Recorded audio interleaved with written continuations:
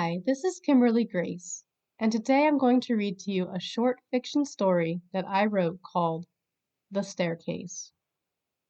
Panting heavily, Emeline stopped to lean against the railing to catch her breath. She wanted to curse, but there was not enough air in her lungs for that. It had been Albert's idea to get the apartment on the top floor. He had persuaded her easily by promising to carry all the groceries up for them, and talked enthusiastically about the free exercise aspect of it. All had been well for the first 6 months, except that Albert had not factored in one growing problem. Emeline was pregnant. Being there first, apparently she had also grossly underestimated the taxing strain the baby weight would cause on her body. Albert couldn't carry her, and today it felt like Emeline could not carry her own weight either. She closed her eyes just before a bead of sweat dripped slowly over her right eye. Her clothes clung to her in the stifling stairwell. Gulping down her frustration, she had to mentally force herself to start climbing again. Emeline knew if she stayed in that moment any longer, her knees would buckle and she would be stuck. For the past 3 days, she had told Albert that it was the last time she would be able to make that trip up, and every time he would laugh, thinking she was only joking. It seemed this was going to be it, though, as a shooting pain brought her to an immediate halt. Doubling over, she cried out like a wounded animal.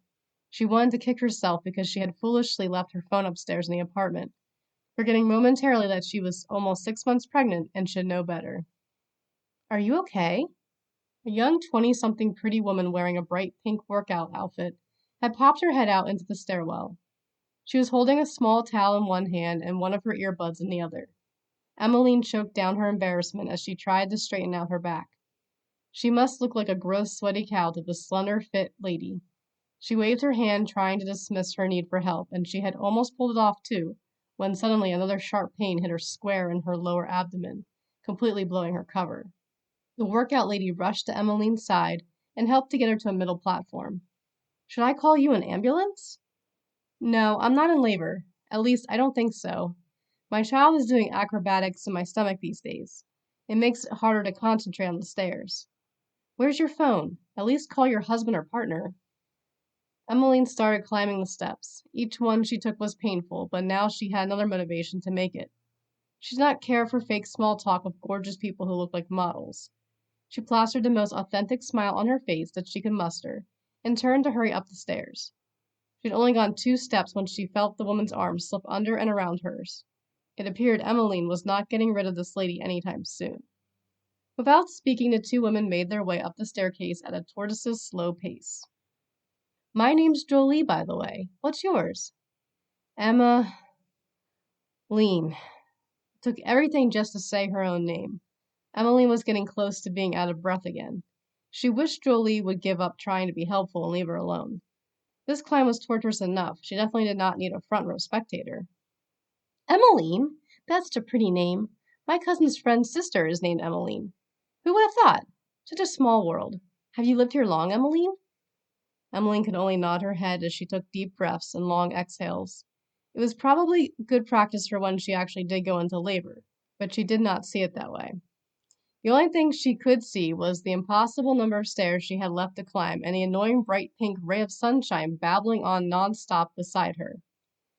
At first she tried to tune Jolie out, but after a minute she found herself lost in her tale about how she had accidentally applied for an apartment in this building when she actually had wanted one a couple of blocks down. It was quite incredulous to Emeline how Jolie made it through life, with the monster mistakes she so willingly and unfazedly committed frequently. "Well, we're here. Can I do anything else for you?" Emeline stared and blinked a few times. She could not believe she was standing at the top of the stairwell outside her apartment door. She had been so captivated by Jolie's story that the time had flown right by, and she hardly even noticed her pain as they walked together. Emeline opened her mouth to speak, but then closed it.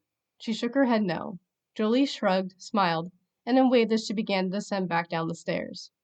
A flush of pink reddened Emeline's cheeks as she realized that Jolie did not live on the top floor. She had sacrificed her time to help her, and all she could do was grumble and judge her. A wave of guilt crashed over her. Jolie? Wait, Jolie!" Emeline heard the echo of footsteps stop and then reverse back up the stairs.